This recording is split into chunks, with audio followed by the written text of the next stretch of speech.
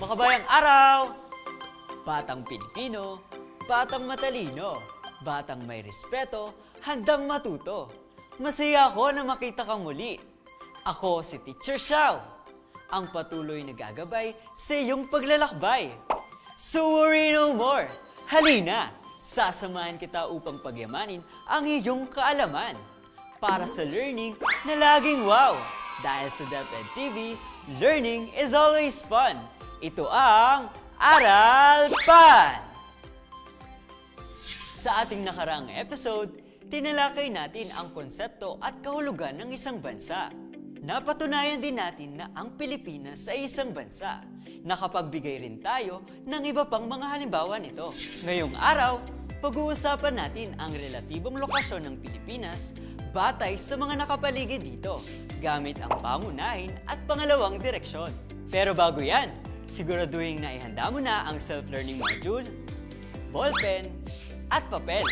Tara na at lakbayin ang daan patungo sa karunungan. Magbalik-aaral muna tayo. Paano nga natin malalaman kapag ang isang lugar ay may tuturing na bansa?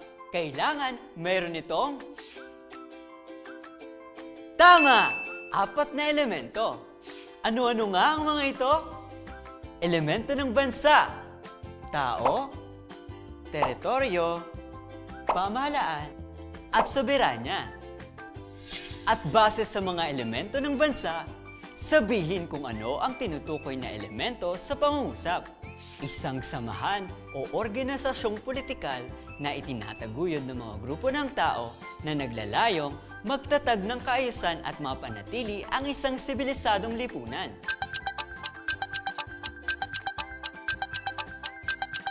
Ang tinutukoy na elemento ay ang pamahalaan. Tumutukoy sa kapangyarihan ng pamahalaang mamahala sa kanyang nasasakupan.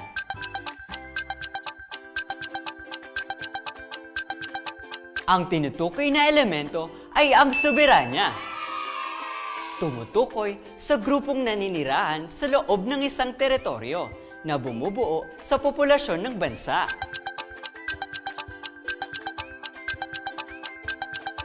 Ang tinutukoy na elemento ay ang tao. Tumutukoy sa lawak ng lupain at katubigan kasama na ang himpapawid at kalawakan sa itaas nito.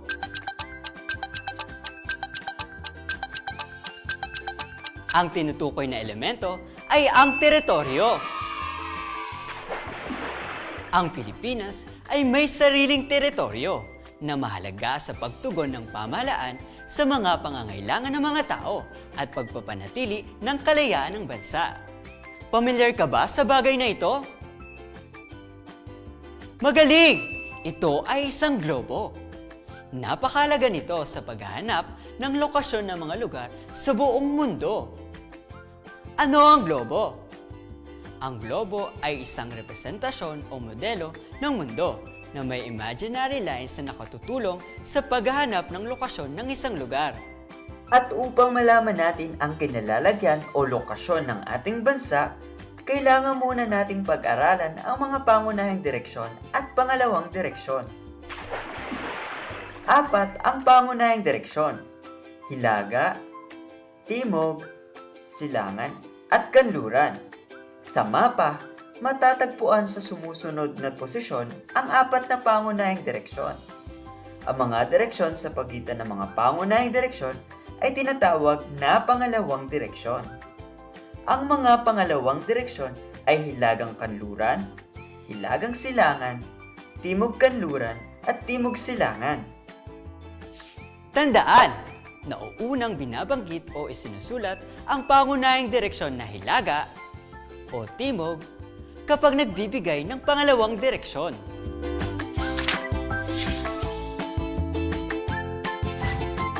Subukin natin ang iyong kaalaman.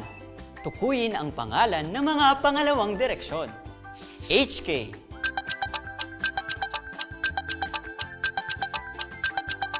Kung ang sagot mo ay Hilagang Kanluran, tumpak ang iyong sagot. HS.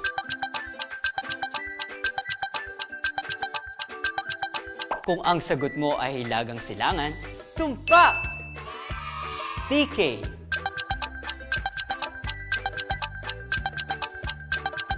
Kung ang sagot mo ay Timog Kanluran, tumpak! TS.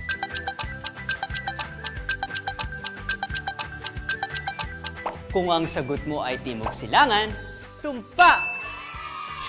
Ang pagtukoy ng tiyak na lokasyon ng isang lugar ay sa pamamagitan ng longitude at latitude o paggamit ng sistemang grid.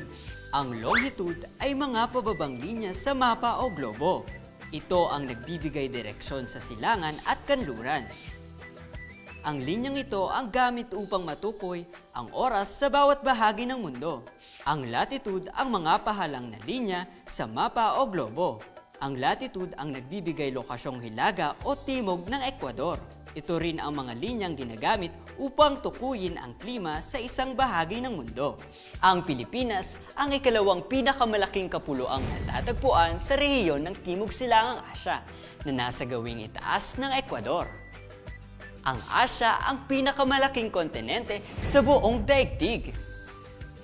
Tinagurian ang Pilipinas bilang pintuan ng Asya dahil sa kinalalagyan nito sa Pasipiko at bilang bahagi ng kontinente at lupalop ng Asya. Nasa pagitan nito ng latitude na 4 degree hanggang 21 degree hilagang latitude at 116 degree hanggang 127 degree silangang longitude. Ang relatibong lokasyon o kaugnay na kinalalagyan ng bansa ay ang direksyon o lokasyon ng isang lugar batay sa kinalalagyan ng mga katabi o kalapit nitong lugar. May dalawang paraan sa pagtukoy ng relatibong lokasyon ng isang bansa. Ito ay ang lokasyong bisinal at lokasyong insular. Sa lokasyong bisinal, natutukoy ang lokasyon ng isang bansa sa pamamagitan ng mga bansang katabi o hangganan nito. Samantalang sa lokasyong insular, natutukoy ang lokasyon ng isang bansa sa pamamagitan ng mga anyong tubig na nakapaligid dito. Ang Pilipinas ay bahagi ng kontinente ng Asya. Kung pag-aaralan ng mapa sa ibaba, ang Pilipinas ay bahagi ng Timog Silangang Asya. Makikita sa mapa ang mga karatig bansa ng Pilipinas. Ito ay ang mga sumusunod. Sa hilaga, Taiwan. Hilagang Kanluran, China. Hilagang Silangan, Japan. Ang mga pulo ng Micronesia ay makikita sa silangan ng Pilipinas. Vietnam, Laos, Cambodia, at Thailand sa kanluran. Brunei, Timog Kanluran. Malaysia, Timog Kanluran. Indonesia, Timog. Mahalaga ang kaalaman sa kinaroroonan ng bisinal sa maayos na pakikipag-ugnayan ng bansa sa mga karatig bansa nito. Isa pang paraan ng paglalarawan ng lokasyon ng isang bansa ay ang pagtukoy sa mga anyong tubig na nakapaligid dito. Sa kabuuan, ang Pilipinas ay isang bansang napapalibutan ng katubigan. Insular. Ito ang pagtukoy ng lokasyon gamit ang mga nakapaligid na anyong tubig.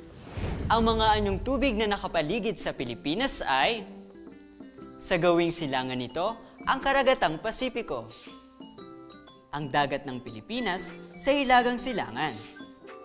Ang dagat Sulu ay nasa Timog Kanluran kung ating pagbabasehan ang Panay. Ang dagat kanluran ng Pilipinas sa kanluran.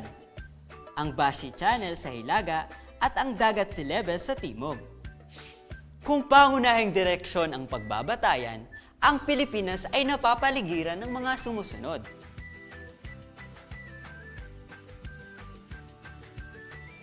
sa pagitan ng mga pangunahing direksyon ay ang mga pangalawang direksyon. Kung natatandaan mo pa, ito ang Hilagang Silangang, Timog Silangan, Hilagang Kanluran, at Timog Kanluran. Kung pagbabatayan ang mga pangalawang direksyon, matutukoy rin ang kinalalagyan ng Pilipinas na napapaligiran ng Japan sa Hilagang Silangan, mga isla ng Palau sa Timog Silangan, mga isla ng Parcel sa Hilagang Kanluran, Borneo sa Timog Kanluran. Ano ang ibig sabihin ng kaugnay na kinalalagyan? Ang relatibong lokasyon o kaugnay na kinalalagyan ng bansa ay ang lokasyon ng isang lugar ayon sa kinalalagyan ng mga katabi o kalapit nitong lugar. Handa ka na ba sa mga iba't ibang pagsasanay na ating gagawin? Sa mga pagsasanay na ito ay ating aalamin kung lubos mo bang naintindihan ang ating paksa ukol sa lokasyon ng Pilipinas. Tara! Game! Isulat ang titik ng tamang sagot sa sagutang papel. Ang Pilipinas ay matatagpuan sa patlang ng Asya. A. Hilagang Kanluran, B. Timog Kanluran, C. Timog Silangan, D. Hilagang Timog.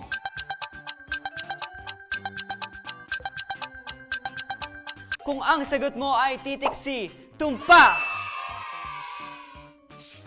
Ang Pilipinas ay tinaguriang patlang, A. Pintuan ng Asya, B. Pintuan ng mga Pilipino, C. Pintuan ng mga dayuhan, D. Pintuan ng kayamanan.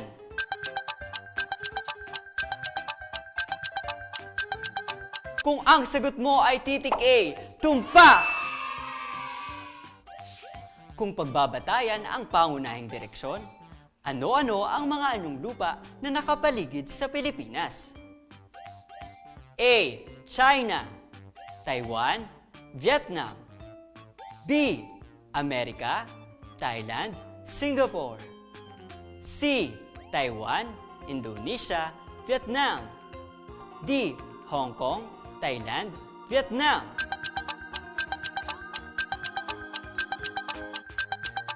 Kung ang sagot mo ay titik C, tumpak! Kung pagbabatayan ang pangunahing direksyon, ano-ano ang mga anyong tubig na nakapaligid sa Pilipinas? A. Bashi Channel, Karagatang Pasipiko, Dagat Celebes, Kanlurang Dagat ng Pilipinas. B. Ilog Nile, Paracel, Borneo. C. Karagatang Pasipiko, Paracel, Dagat Celebes, Ilog Nile. D. Kanlurang Dagat ng Pilipinas, Dagat Celebes, Paracel, Ilog Nile.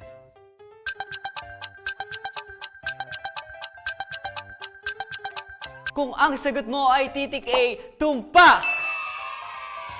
It's time for Hula Macy's! Piliin ang tamang sagot ayon sa tinutukoy. Natutukoy ang lokasyon sa pamamagitan ng pag-alam sa mga anyong tubig na nakapaligid dito. Ito ba ay lokasyong bisinal o lokasyong insular?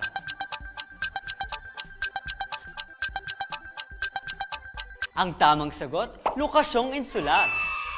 Bansang nasa hilaga ng Pilipinas. Ito ba ay Taiwan o Thailand?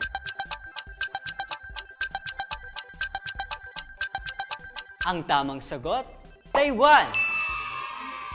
Bansang nasa timog ng Pilipinas. Ito ba ay Malaysia o Indonesia?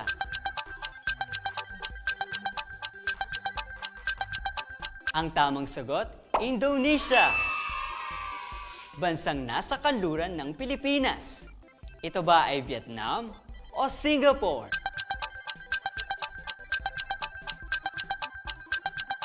Ang tamang sagot, Vietnam. Oras na para sa Aral Pan, Gawaing Pantahanan. Pag-aralan ang mapa ng Asya at bigyang pansin ang bawat bansa at anyong tubig na nakapaligid dito. Hanggang dito na lang muna tayo. At dito man tayo titigil, hindi pa rin magpapapigil. Muli ako si Teacher Xiao. Hanggang sa susunod na paglalakbay, ika'y patuloy na husay. Dahil mag-aral is fun sa Aral Pan. Paalam!